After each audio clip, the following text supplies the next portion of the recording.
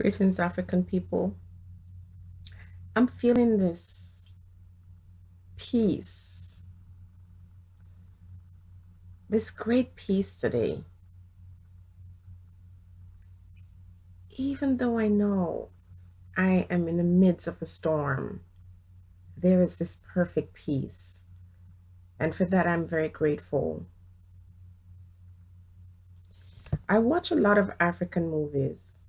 It's my only way to get close to the people the African people on the continent. And I watch the African movies, especially Nigerian movies, because a lot of it takes place in the village. And these are usually the real people, those who go through pain and suffering, the ones who society discard. It's their story that I'm interested in. Because oftentimes, when African people are removed from that pain and suffering, usually it is the individuals that are willing to sell out, the individuals who will sacrifice their own for money, for fame and fortune. Unfortunately, a lot of African people who are doing very good in the society, who doesn't have any concern about inequality and unfairness that exist in this world, are usually the ones who are very wicked themselves.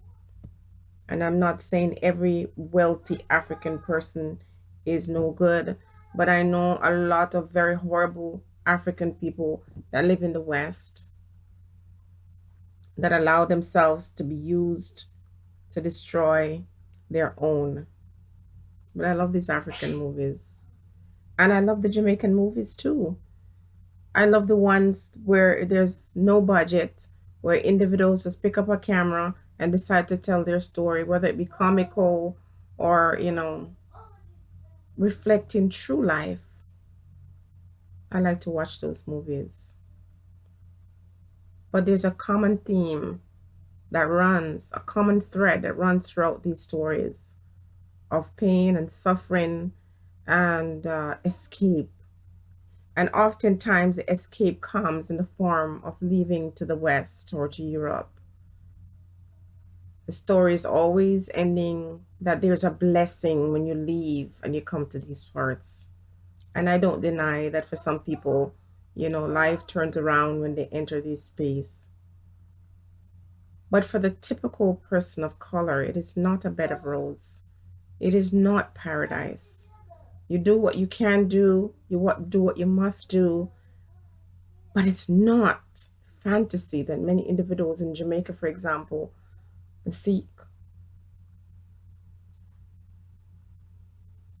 So you come here and you can't find work back home, but you get jobs here. And can you imagine working for a company for 20, 15 to 20 years? And you would think that after you have given your service that long to a company, that you're family, but you're not family. You're just a number. You could have 15 years of great appraisals and you become ill and you're not able to perform at the level that you used to perform. And all of a sudden, you have no value, no worth. When you call many companies or organizations, they're not interested to hear your name really, except to open your account. They don't care about you. You're just a number. So many of our women, African women, are in the workplace, and the kind of abuse that they're going through is astounding. And when these companies are done with you, after you no longer serve their purpose, they are prepared to let you go, but they let you go in the worst ways because they don't see value in your work. And so they don't want to compensate you for your years of service. So they try to come up with some fake, bogus kind of claim against you to discredit you and to fire you. To fire you. So you spent 10, 15 years in a company and you always wanted to leave because you're not happy. You're overwhelmed with the work. You're, stressed out. and you look and you see the unfairness of working so hard and you can barely make ends meet, but you stay out of fear that if I leave, things aren't going to fall apart at home. My kids need me, my family's depending on me. And you stay and you put up and you shut up. And at the end of the day, individuals come up with orchestrated efforts to destroy your reputation. This is the situation with a lot of women in the workplace. And so when you're not struggling against coworkers who want to take your job, even though they have a job, you're always having to be like a robot, always smile when you don't want to smile, always act as if everything's fine, even though you're dying inside, always performing, always pleasing and kissing butts. And it doesn't matter how much you kiss up and you shut up, at the end of the day, you're the first to go. A lot of these companies are really exploiting some unfortunate women and men in this world. The prosecution is real, but it doesn't seem like a prosecution. It seems like it's good business management and strategies.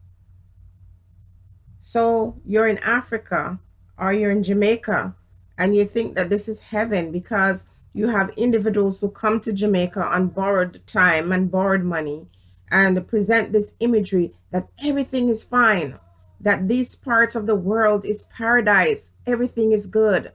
And sometimes when they come after they return, they're in debt. Sometimes they lose their jobs. Sometimes they'll never be able to return after that one trip. And you think it is paradise. You think all is well. And individuals sacrifice to send you and help you, and you're so ungrateful. And when you're not ungrateful, you think of things, stories to make up to see if you can exploit them and take the little that they have. It is not a bed of rose, people. It's not as wonderful as you think. And then many of us want to come home. After living in these parts for many years, you get to the point where you say, life is much more than just getting every day and moving to the beat of the Congo drum. It's much more than suppressing your feelings, taking the brunt of the joke and the lashes out there in the world and society. It's much more than, bearing down and suffering the pain and showing that you're strong and that you're able to take the abuse and to remain silent. For the moment when you start speaking out, you become a threat. You become a problem. At least in the Caribbean and Africa, somebody bothers you, you can just tell them how you're feeling. That's not to say violence and crime doesn't occur in these places, but people have more liberty to express themselves. Here, you are like a robot. You just get up, you work, you come home, and you just have enough time to sleep and to do it all over again the next day. And at the end of the month, you can barely pay your bills. Some people work 2 jobs and they live in the most terrible situation. We're in paradise. You're able to get up and face the sun. And if you don't feel well one day and you call in sick or you don't even call in sometimes, you're good. Your job is good. But here you have these sick days. And when you use them, you feel guilty because when you return to work, people give you attitude. You have your vacation days that are assigned to you at the beginning of the year. And sometimes it's a problem to get these vacation days. You have to take your vacation based on when those persons who are your managers or those who are set over you when they determine it's okay for you to take it. So you're free, but you're dumb and you can't speak. You're free, but you're like in prison. And the things that you seek in life, you watch them escape you. Every time you reach out to grab on to something tangible, it falls through your fingers, it slips out of your hands. And you live like that day in, day out. Sometimes hope becomes despair. Sometimes fear turns to rage.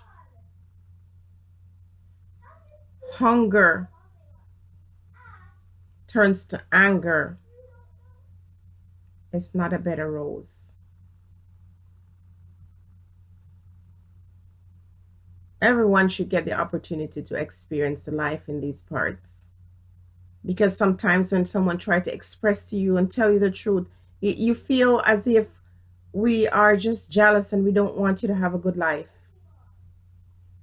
We're not trying to discourage you. We're just sharing our experience. But until you experience it yourself, you cannot know. So I stand in the midst of the battle and I know the truth, and it makes me jaded. I know there are good people in the world, good people all over the world. But sometimes I feel those good people are way, way less than those who aren't so good. So I face the elements. I face life. I ask questions. I dispute lies. I understand that in doing that, I can be seen as the enemy, even though the real enemy exists outside of myself. And individuals who don't want change do not want individuals saying things that's going to open other people's ears or eyes. But I think since we all have a time in this earth and that time is limited, we ought to find ways to make that time count. And if it means that I have opened the eyes of a few people, I have caused them to think or question something, then my life was worth it. Questions and answers are meant for us to reason and think about life. Some of these institutions that exist that claims they're there to protect us, they're shams. People really don't want to be bothered with you and your complaints. For the most part, just take it on the chin and move on. This is why when you talk about racism, people get so offended. They can't listen to that stuff. They take it personal. You know, they're not listening. Very few persons can hear me speak the way I speak. One person so far that is not an African person have asked me what happened to you. Maybe not have asked me in the nicest way, but he asked. And that is very rare. People don't care what you're going through or how you feel. People don't stop for a moment and say, what happened to this person for her to be saying these things? They just want you to take it on the chin and move on. And sometimes that's very difficult for individuals to do that. And why should they anyway?